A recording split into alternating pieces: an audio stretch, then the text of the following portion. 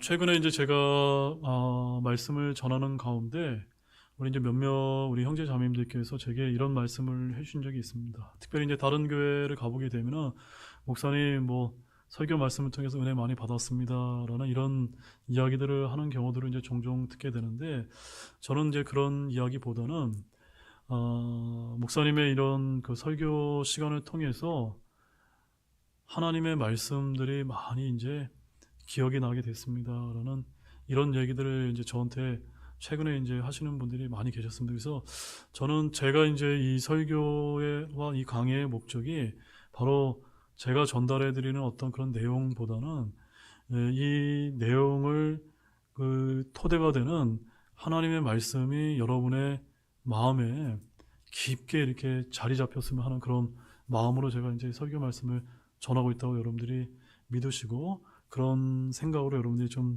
들으셨으면 좋겠습니다. 그래서 이제 오늘도 이제 디모데후서 강의 이제 10번째 시간으로 제목은 배워서 확신하게 된 것들 안에 거하라는 이런 제목으로 하나님의 말씀을 이제 나눠보도록 하겠습니다. 제목은 배워서 확신하게 된 것들 안에 거하라입니다. 자, 바울은 이제 앞선 1절에서 9절에서 마지막 날들에 있을 도덕적 영적 타락상을 이제 예고함과 동시에 당시 에베소에서 활동하던 거짓 교사들의 실상과 그들의 운명에 대해서 전한 바 있었습니다. 그리고 이제 이에 이어지는 오늘 본문 10절에서 17절에서는 사도 바울은 그리스도 예수님 안에서 하나님의 뜻대로 살고자 하려는 모든 신자는 핍박을 받지만 그런 핍박 중에서도 말씀의 진리 안에서 배워서 확신하게 된 것들 안에 거하게 될 때 하나님의 사람이 되어 모든 선한 일에 철저히 갖춰지게 된다고 하는 그런 귀중한 내용을 오늘 이제 본문 말씀에 담고 있는 것입니다. 자, 이런 내용을 담고 있는 오늘 본문을 그럼 하나씩 자세히 이제 살펴보도록 하겠습니다. 우리 본문 10절과 11절 말씀은 함께 이렇게 다시 한번 보도록 하겠습니다.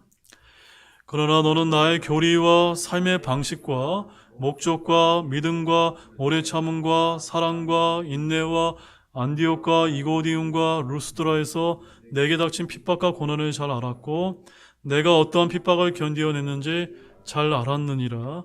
그러나 주께서 그 모든 것 가운데서 나를 구출하셨느니라. 자, 이제 새로운 단락이 시작되는 10절과 11절에서 사도 바울은 자신이 당한 핍박을 이제 상기시키며 그때 주님께서 구출해 주신 일들을 지금 간증을 하고 있습니다. 물론 이렇게 과거에 당한 핍박 및 사도 바울 자신의 신앙을 상기시키는 일은 결코 사도 바울 자신을 높이려는 데 그 목적이 있지 않았습니다. 그것은 디모데로 하여금 영적 아버지와 같은 자신을 본받고 나아가 에베소 교회를 파괴하려는 거짓 교사들과의 영적 전투 시 용기를 더해주기 위한 것이었음을 우리가 좀 알 필요가 있습니다. 자, 사도 바울은 디모데에게 10절과 11절에서 반복해서 너는 잘 알았느니라 라고 이렇게 이제 말하고 있는 것을 우리가 볼 수가 있습니다. 디모데는 바울의 사랑하는 영적 아들로서 바울의 모든 것을 들었고 배웠고 따랐고 잘 알았습니다. 특별히 무엇을 이제 알았습니까? 바울의 교리, 삶의 방식, 목적, 믿음, 오래 참음, 사랑과 인내를 잘 알았다라고 이렇게 말하고 있습니다. 자, 특별히 바울의 교리는 유대인들의 교리와 너무나 다른 은혜와 믿음의 교리였다는 것을 여러분이 잘 알고 계십니다. 그래서 사도 바울이 말한 나의 복음은 바로 예수 그리스도의 은혜의 복음이었다는 사실을 아시기를 바랍니다. 먼저 바울이 디모데에게 상기시키고자 하는 항목 가운데 첫 번째로 언급된 나의 교리는 바로 은혜의 복음, 교회의 신비에 관한 교리였음을 아실 필요가 있습니다. 자, 바울이 말한 교리의 핵심은 복음으로 말미암아 이방인들이 그리스도 안에서 동료 상속자가 되고 같은 몸에 속하게 되고 그분의 약속에 참여자가 된다는 것에 있었습니다. 그러나 이방인들의 구원과 율법이 아닌 믿음과 은혜로 구원을 받는 이 교리는 당대에 예루살렘에 믿는 유대인들에게도 배척을 이제 받았다는 사실입니다. 자, 그러면 이제 사도 바울이 전했던 교리가 무엇인지 그 말씀만 하나 찾아보겠습니다. 에베소서 3장 5절에서 6절 말씀입니다. 에베소서 3장 5절에서 6절 말씀.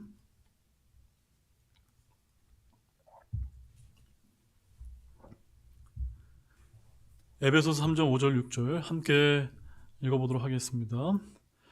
그분께서는 자신의 거룩한 사도들과 대언자들에게 성령을 통해 이제 이 신비를 계시하신 것 같이 다른 시대들에서는 사람들의 아들들에게 그것을 알리지 아니하셨는데 이 신비는 곧 복음에 의해 이방인들이 그리스도 안에서 동료 상속자가 되고 같은 몸에 속하게 되며 그분의 약속에 참여하는 자가 된다는 것이라. 아멘이시죠? 바로 저와 여러분들을 향한 말씀입니다. 저와 여러분은 이 신비를 통해 바로 복음에 의해서 우리 같은 이방인들이 그리스도 안에서 무엇이 되었습니까? 동료 상속자가 되었습니다.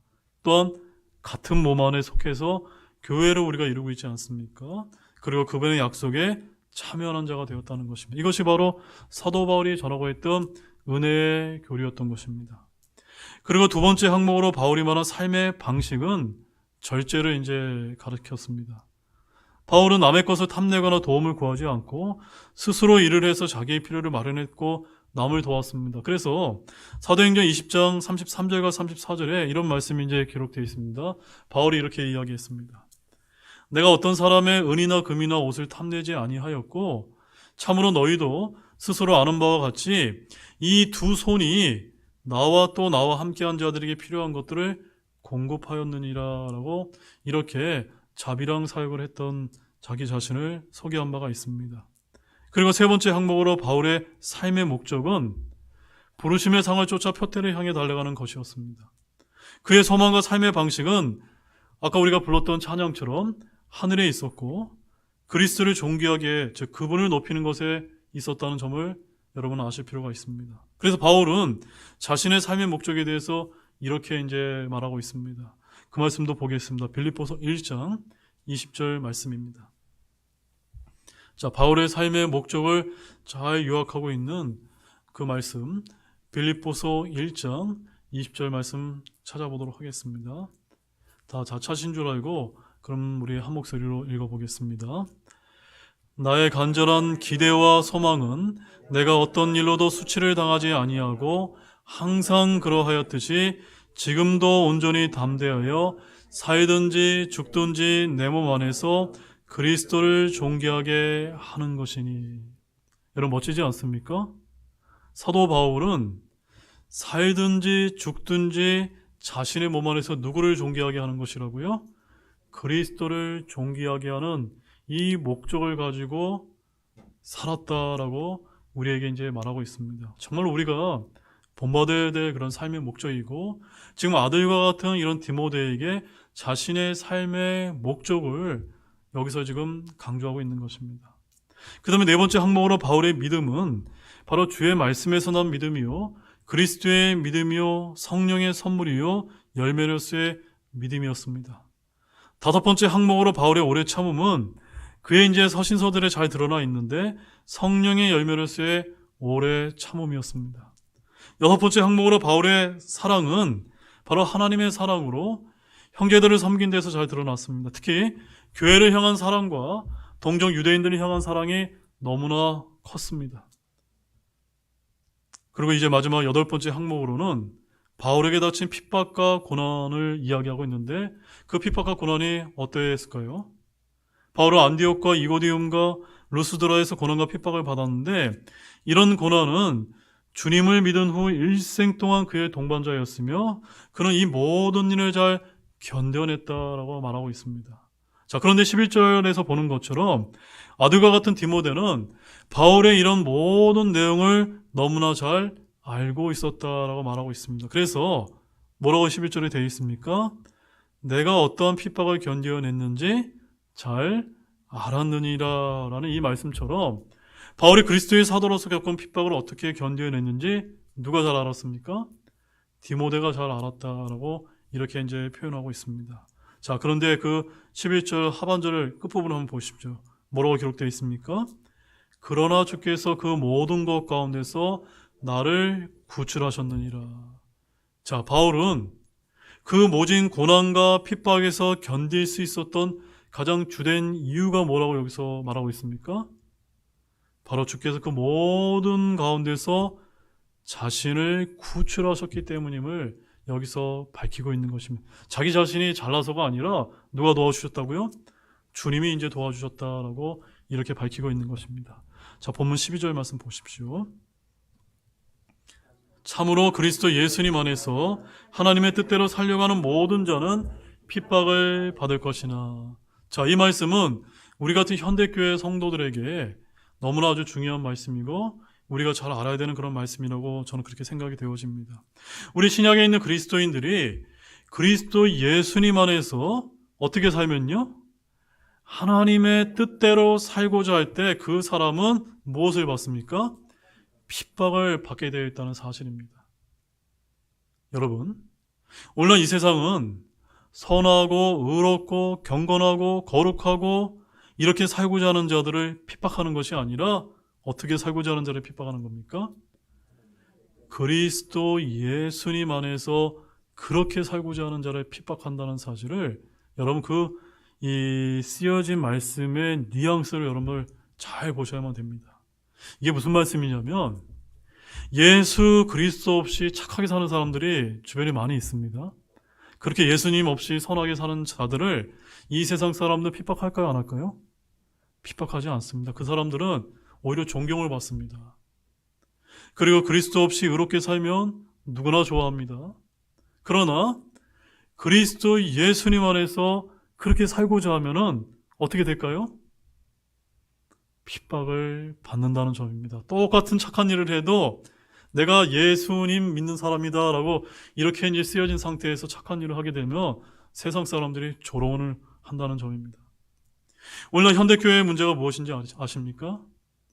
오늘날 교회는 이 세상에서 인정받기 위해서 예수님이 없는 선행과 의와 거룩과 경건을 추구하려 너무나 애쓴다는 점입니다. 이웃을 돕고 구제하는 것도 다 복음을 전하기 위한 목적이 되어야 하는데 단순히 구제와 선행을 하는 것은 바람직할까요? 아닐까요? 바람직하지 않는다는 점입니다. 따라서 우리가 그리스도 예수님 안에서 하나님의 뜻대로 살고자 할 때 겪게 되는 핍박은 옵션이 아니라 필수 항목임을 아시기 바랍니다. 그래서 여러분들이 혹시 내가 선한 일을 하고 싶다, 또한 선행을 이제 베푸고 싶다 하면은 선행을 베푸십시오. 그 다음에 말미에 가서 어떻게 해야 됩니까? 예수님 믿으십시오라고 이렇게 전하는 것이 우리 그리스도인들이 이제 해야 될 일이라는 사실입니다. 자, 13절 말씀 보십시오. 악한 사람들과 유혹하는 자들은 점점 더 악하여져서 속이기도 하고 속기도 하리라. 자, 바울은 여기서 12절에서 언급했던 그리스도 예수님 안에서 하나님의 뜻대로 살려고 하는 모든 자와 대조되는 이들에 대해서 언급을 하고 있습니다. 자, 그들의 모습이 어떻습니까? 바로 악한 사람들과 유혹하는 자들입니다. 그런데 이런 악한 사람들과 유혹하는 자들은 점점 더 악하여져 간다는 점입니다. 점점 더 선해지는 것이 아니라 점점 악해진다는 점입니다. 그리고 세상은 점점 더 험악해진다는 점입니다. 속고 속이는 세상, 이것이 우리가 살고 있는 악한 현 세상의 모습인데 주님께서 재림하실 때까지 계속해서 그와 같은 일은 점점 더 나빠질 것입니다. 이런 악한 현 세상의 모습은 우리가 그다지 멀리서 찾을 필요가 없습니다. 뉴스를 틀면 매일매일 나옵니다. 우리 주변에 속이는 사기꾼이 넘쳐납니다. 그들은 속이기도 하고 속기도 합니다. 또한 교회에 오면 어떻습니까? 우리 교회는 이제 그런 분이 없는데 제가 이제 과거에 다른 지역 교회를 이제 가보게 되면은 교회 안에도 사기꾼들이 얼마나 많은지 모릅니다. 이런 육신적인 신자들은 교회 내에서 서로 속이기도 하고 속기도 합니다. 그들은 교회만 다닐 뿐 그들의 가치관은 여전히 세상과 일치하고 있다는 점입니다. 오늘날 육신적인 이 신자들은 세상에서 성공하기 위해 주님의 도움과 지혜를 원할 뿐입니다. 오늘날 교회는 하나님을 이용하는 사람들이 많이 있지만 하나님께서는 결코 그런 사람들에게 속임을 당하지 않는다는 점입니다. 그래서 갈라디아서 6장 7절 말씀에 가보게 되면 이런 말씀이 있습니다. 갈라디아서 6장 7절에 속지 말라. 하나님은 조롱받지 아니하시나니 사람이 무엇을 심든지 또한 그것을 거두리라 라고 이렇게 기억되어 있습니다. 따라서 우리가 무엇으로 심어야 되겠습니까?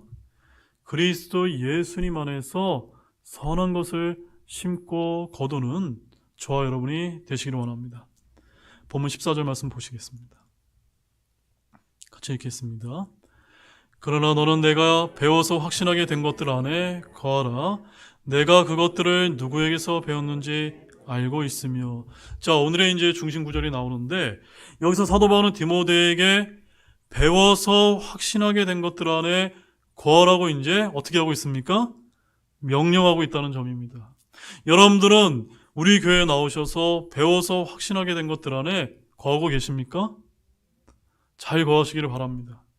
여기서 거하라고 하는 이 말씀은 현재 명령으로, 잘 들으십시오, 계속해서 끝까지 머물러야 함을 여기서 이제 의미합니다. 그래서 우리 영어 킹제임스 성경으로 보게 되면 그 거하라는 표현이 어떻게 되어 있냐면 continue in이라고 되어 있습니다. continue in.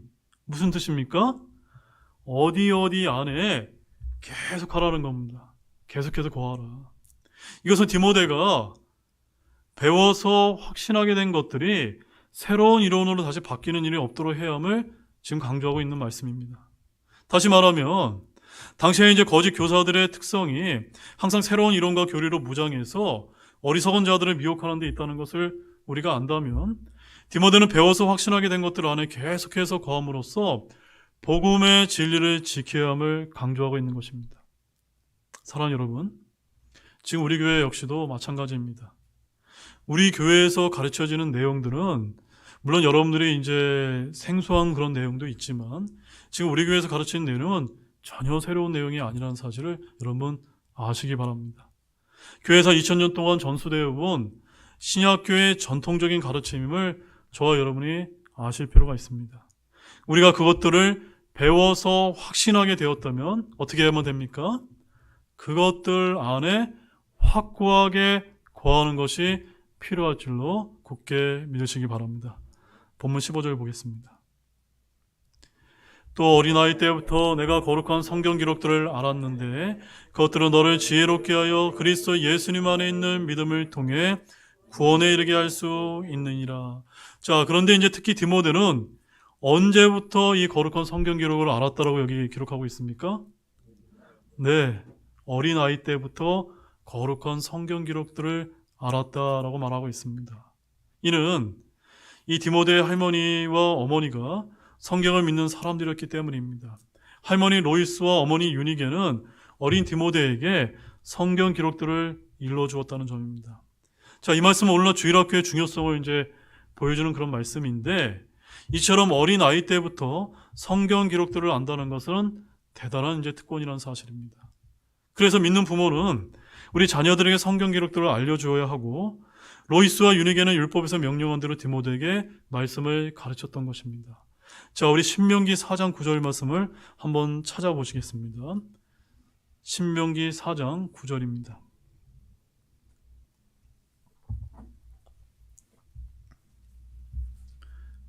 신명기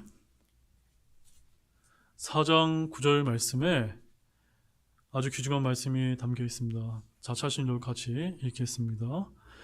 오직 너는 스스로 조심하고 힘써 내 혼을 지켜서 내 눈이 본 일들을 잊지 말고 내가 살아있는 모든 날 동안 그 일들이 내 마음에서 떠나지 않게 하며 그 일들을 내 아들들과 내 손자들에게 가르치라. 자, 오늘 주제와 좀 연관을 시켜서 말씀을 드리려면 오늘 설교 주제가 무엇입니까? 배워서 확신하게 된 것들 안에 거하라고 말씀하고 있지 않습니까? 그것이 성경 말씀이지 않습니까? 그 성경 말씀이 먼저 여러분들이 배워서 확신하고 거한 다음에 그 다음에 그렇게 하면 끝납니까? 아닙니다. 그래서 어떻게 해야 됩니까? 여러분의 아들들과 여러분의 손자들에게 가르쳐야 된다. 이것이 하나님의 뜻이었다는 것을 우리가 알아야만 됩니다. 우리 주님께서는 이스라엘 백성들이 이집트와 광야에서 보고 들은 모든 것을 잊어버릴까 염려하셨던 것입니다. 오랜 시간이 흐르면 어느덧 예전에 경험했던 이야기들은 잊혀지고 마음에서 떠나게 됩니다. 그래서 주님은 4장 9절에서 뭐라고 말씀하고 있습니까? 내가 살아있는 모든 날 동안 그 일들이 내 마음에서 떠나지 않게 하며 라고 말씀하셨는데, 이것이 바로 오늘 사도 바울이 디모데에게 이야기했던 것과 마찬가지로 배워서 확신하게 된 것들 안에 거하는 것과 관련이 있다는 말씀입니다. 즉 잊지 않고 기억하는 좋은 방법이 무엇인지 아십니까? 그것은 바로 반복 학습밖에 없습니다. 반복 학습. 자, 그 다음에 또 한 가지는 그것을 다른 사람들에게 말해주고 가르쳐 주라는 것입니다. 내가 보고 들은 것, 경험, 지식을 나 혼자만 가지고 있으면 금방 잊어버리거나 마음에서 떠나지만 누군가와 나눌 때 생생하게 살아나고 정착이 되어 있습니다. 그래서 여러분들 가운데 혹시 이제 주일학교 교사 같은 것을 이제 해보신 분이 계시다면은 배우는 학생들보다 가르치는 교사가 더 많은 유익이 있다는 것을 여러분들이 알게 될 것입니다. 따라서 더욱이 아이들과 여러분의 손자들에게 하나님의 말씀을 가르칠 필요가 있습니다. 출애굽이나 광야 생활을 하지 못한 자녀들에게 가르침으로 자신들 역시 영적인 유익을 얻었기 때문입니다. 자, 신명기 6장 7절 말씀을 보십시오. 신명기 6장 7절 말씀을 찾아보시면 거기에도 이제 자녀들에 관한 그런 귀한 말씀이 기록되어 있습니다. 함께 읽겠습니다. 너는 그것들을 내 자녀들에게 부지런히 가르치며 내가 내 집에 앉을 때나 길을 걸을 때나 누울 때나 일어날 때나 그것들을 말하시니라. 여러분, 이 말씀을 들으니까 좀 어떻습니까, 여러분? 반성이 되지 않습니까? 여러분의 자녀들에게 부지런히 가르치고 계십니까? 우리가 이제 잘 그렇게 하지 못한다는 것이면, 이제 저희 딸도 마찬가지로 이제 많이 이제 커서 이제 중학생이 되다 보니까 아빠랑 있을 시간이 점점 더 없어집니다. 그래서 저는 만날 때마다 어떻게 하면 이 어렸을 때부터 하나님 말씀을 가르쳐 주려고 나는 굉장히 애를 쓰고 있는데 참 오늘날 세상은 그런 것들이 참 쉽지 않은 것입니다. 하나님께서는 율법을 자녀들에게 부지런히 가르치고 말해줄 것을 명령하셨다는 점입니다. 문제는, 여러분 잘 기억하십시오. 문제는 자녀들에 대한 성경 교육이 교회 주일학교에서 배우는 것으로 그치는 것이 아니라 누구에게서요? 믿는 가정에서 부모에게 배우는 것이 가장 중요하다는 사실을 기억할 필요가 있습니다. 믿는 부모는 어디서요? 집에서나 길에서나 어디서든지 성경 말씀을 부지런히 자녀에게 가르쳐줘야 된다는 말씀입니다. 특히 누울 때나 일어날 때나 라는 말씀은 저녁 시간이나 아침 시간이나 어느 때나 가르치라는 말씀입니다. 이렇게 자녀에게 가장 유능하고 적합한 성경교사는 주일학교 선생님이 아니라 누굽니까? 바로 여러분, 바로 믿는 부모들이라는 사실을 아실 필요가 있습니다. 특별히 어린아이 때 부모에게 들은 진리의 말씀은 자녀들의 마음속에 각인된다는 사실을 아시길 바랍니다. 자, 요엘서 1장 3절 말씀도 한번 찾아보십시오. 요엘서 1장 3절 말씀입니다.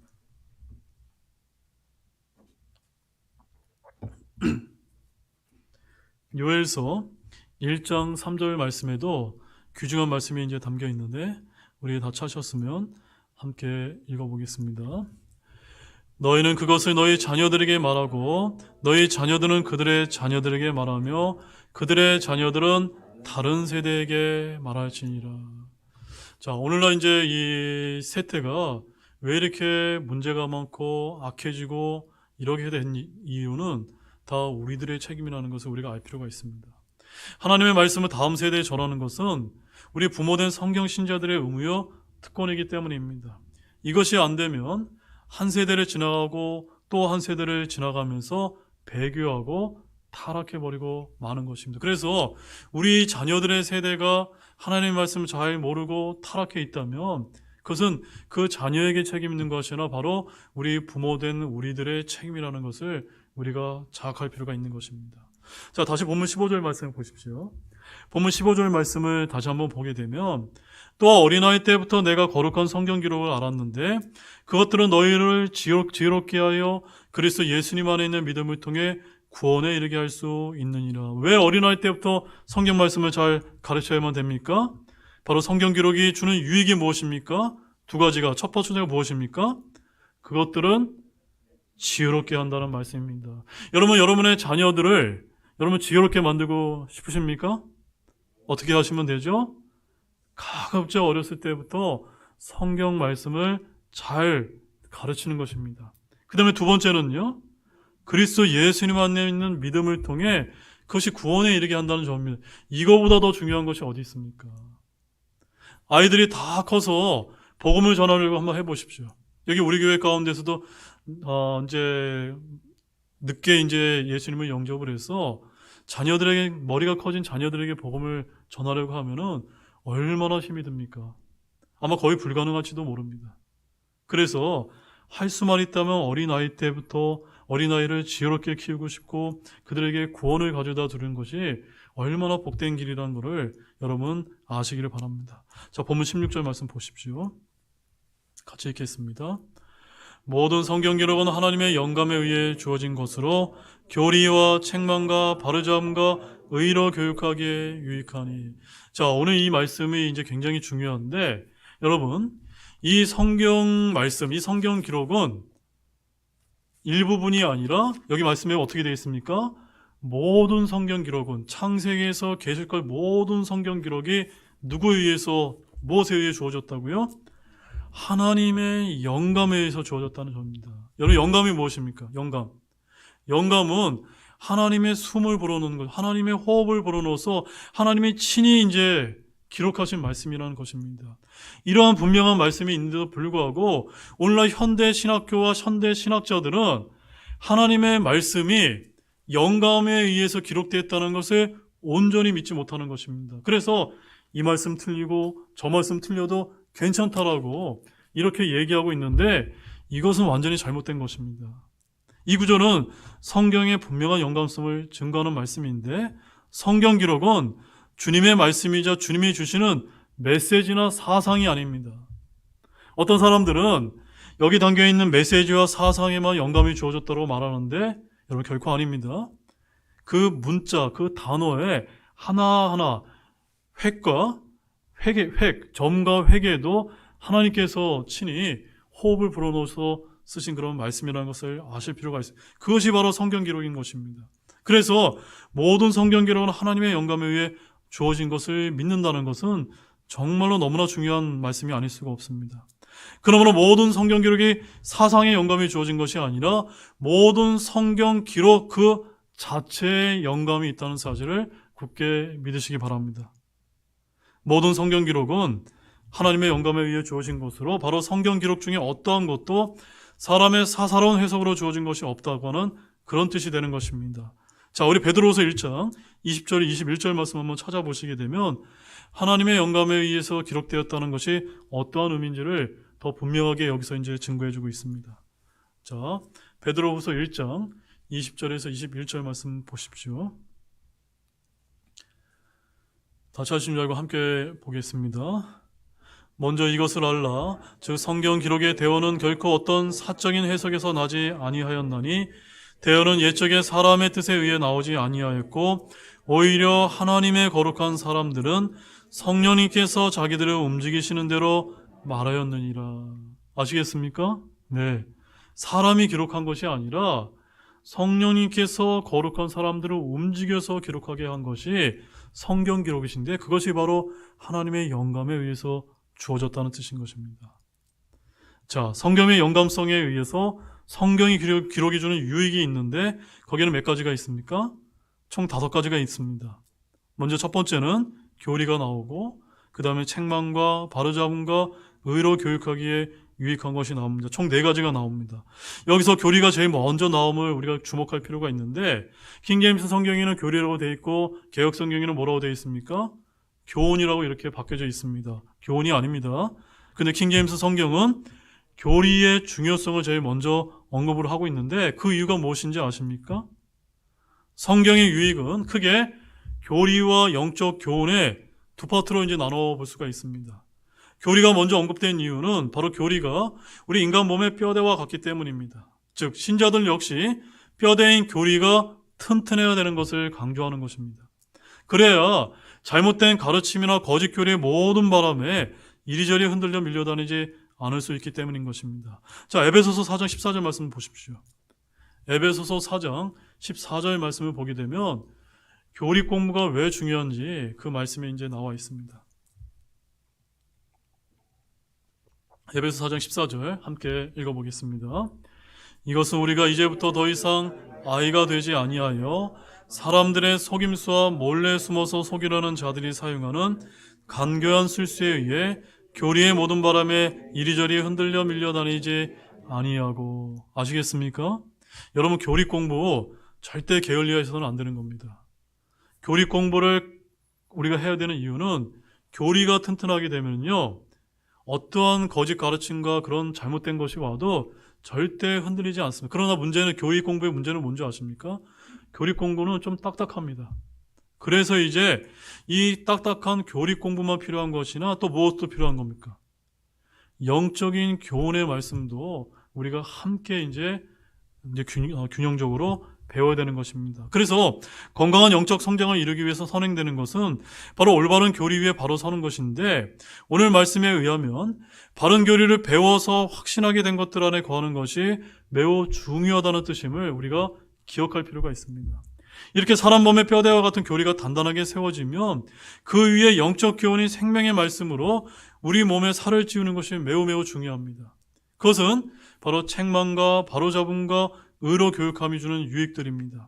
이 두 부분, 바로 교리와 영적 교훈이 균형적으로 이루어질 때 우리는 젖이 아닌 단단한 음식을 먹을 수 있는 장성한 그리스도인이 될 수 있는 것입니다. 자, 히브리서 5장 13절 15절 말씀도 한번 보십시오. 히브리서 5장 13절 15절 말씀. 찾으셨으면 같이 보겠습니다. 이는 젖을 사용하는 자마다 갓난아임으로 의의 말씀에 능숙하지 못하기 때문이다. 그러나 단단한 음식은 장성한 자들에게 속하나니 그들은 자기 감각들을 사용하여 단련받게 함으로써 선악을 분별하는 자들이다. 자, 제가 한 가지 간단한 예를 드리자면, 오늘날 이제 많은 분들이 이제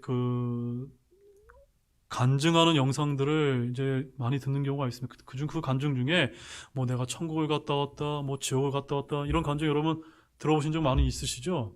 그런데 우리 주일 오전 성경 공부 시간에 우리 김현성 집사님께서 천국과 지옥 바로하기라는 이런 그 교리 공부를 좀 하고 있지 않습니까? 이런 것을 열심히 우리가 배워서 확신하게 된 것들 안에 거하게 되면 아무런 문제가 없게 되는데, 그런 것들을 잘 모르고 건강한 그 교리를 잘 배워두지 않게 되면은 천국 갔다 왔다, 지옥 갔다 왔다, 그런 거짓말과 잘못된 것들에 우리가 현혹이 되어서 이상한 이제 신앙을 갖게 되는, 완전히 갓난아기가 같다는 겁니다. 저와 여러분 모두가 건강한 교리를 통해서 선악을 잘 분별하는 장성한 신자들이 되시기를 원합니다. 자, 그러면 우리 17절 말씀을 보도록 하겠습니다. 본문 17절. 이것은 하나님의 사람이 완전하게 되어 모든 선한 일에 철저히 갖추어지게 하려 함이라. 자, 이제 3장의 마지막 절로서 이 성경 말씀, 성경 기록이 주는 궁극적인 유익과 목적을 우리가 이제 알 수가 있습니다. 어떤 분은 성경을 지적인 호기심을 채우기 위해서 그저 듣고 배우는 분이 많이 있습니다. 특별히 우리 독립침례교회 안에 많은 분들이 이 킹제임스 성경 말씀을 그저 지적인 호기심을 채우기 위해서 뭐 강의 영상을 듣고 성경 Q&A를 듣고 조직신학을 공부하는 그런 분들이 얼마나 많은지 저는 굉장히 많이 만났습니다. 이는 좋지 못한 경우라고 저는 여러분에게 분명히 강조를 드리겠습니다. 저와 여러분이 성경을 배우고 신앙생활을 하는 것은 그저 성경 지식을 늘리고 여러분의 지적인 호기심을 채우기 위함이 아닙니다. 우리는 어떤 목적으로 성경을 배워야 됩니까? 바로 하나님의 사람이 완전하게 되어서 모든 선한 일에 철저히 갖추어지게 하기 위함이라는 사실을 분명히 하시길 바랍니다. 성경 지식은 풍부한데 주님이 원하시는 모든 선한 일에 있어 전혀 준비가 되어 있지 않다면 그것은 잘못된 것입니다. 하나님의 영감으로 주어진 성경 기록을 통해 저와 여러분이 완전하게 되어야 되는데, 성경 기록의 목적은 지식 추구가 아니라 하나님의 사람이 완전하게 되는 것임을 아시기를 바랍니다.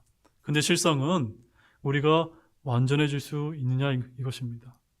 그렇기 때문에 우리는 항상 주님의 도우심과 은혜가 필요하다는 것을 여러분 아시기 바랍니다. 이제 결론을 맺겠습니다. 오늘 말씀을 통해서 이제 다시 한번 오늘 주제를 마음속에 여러분이 새기시기 바랍니다. 오늘 설교 주제가 무엇이었습니까? 배워서 확신하게 된 것들 안에 거하라입니다. 여러분 오늘 무엇을 배우셨습니까? 또한 배웠다면 여러분 확신하게 되셨습니까? 그렇다면 그 다음에는 어떻게 해야만 됩니까? 그것들 안에 계속해서 거해야 될 줄로 아시기를 바랍니다. 거하는 것이 매우 중요합니다. 왜 중요한지 아십니까? 우리의 믿음의 생활, 이 믿음의 경주는 100m 경주가 아니라 장거리 마라톤 경주이기 때문입니다. 어떤 분들은 마치 믿음 생활을 100m처럼 달리는 분이 있습니다. 그래서 열심히 성경 공부하고 열심히 기도 생활하고 이렇게 하다가 지쳐가지고 나중에 나가 떨어지는 경우가 있는데, 믿음 생활은요 장거리 마라톤 경주입니다. 그래서 계획을 세워서 꾸준히 거하는 것이 너무너무 중요하다는 사실입니다. 그러므로 계속해서 하나님의 영감으로 주어진 성경 말씀을 부지런히 배우고 거에서 교리를 먼저 바로 세우시기를 바랍니다. 그리고 그 위에 영적인 교훈인 책망과 바로잡음과 의로 교육함을 통해 여러분 모두가 하나님의 사람으로 완전하게 되어 모든 선한 일에 철저히 갖추어지는 것이 필요하다는 것을 잘 아시길 바랍니다. 우리 모두가 그런 성경 신자가 되시기를 우리 주 예수 그리스도의 이름으로 간절히 축원합니다. 기도가 마치겠습니다.